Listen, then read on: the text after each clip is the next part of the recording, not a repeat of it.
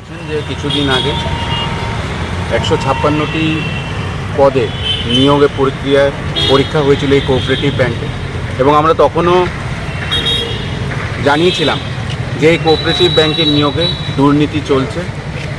এবং আমরা যখন তৎক্ষণিক এমডি সাহেবের সঙ্গে কথা বলি, এমডি সাহেব আমাদেরকে বলেছিল যে এই পরীক্ষাটি একটি সংস্থা আইবিপিএসের অন্তর্গত হচ্ছে এই পরীক্ষাটা, এবং এটার মধ্যে ওদের কোনো হাত নেই, এবং রেজাল্ট থেকে শুরু করে মেরিট লিস্ট পর্যন্ত সব আইবিপিএসের হাতেই দেওয়া হবে। কিন্তু আশ্চর্যকর বিষয়, এই পরীক্ষা নিয়ে একটি প্রাণও গেছে। আমরা জানি এই পরীক্ষার রাজ্যের বাইরে তারা নেওয়ার সিদ্ধান্ত করেছিল, তখনও আমরা তখনও ত্রিপুরা প্রদেশ যুব কংগ্রেস প্রতিবাদ জানিয়েছিল এবং তার তীব্র নিন্দা করেছিল।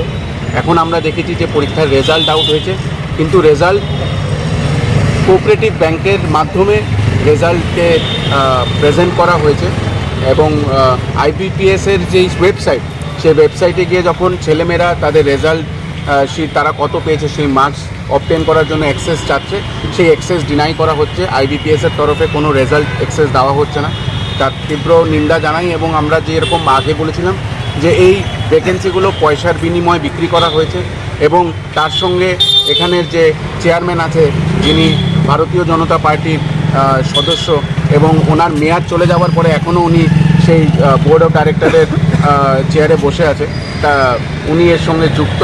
এবং আমাদের কাছে সূত্রের খবর আছে যে পরীক্ষাটা যখন আইবিপিএস নিয়েছে তো রেজাল্টটাও আইবিপিএসই ছাড়বে, কিন্তু এখানে আমরা দেখেছি যে আইবিপিএস সেই রেজাল্টের অ্যাক্সেসই নেই, ওয়েবসাইটে কোনো রকমের রেজাল্ট নেই।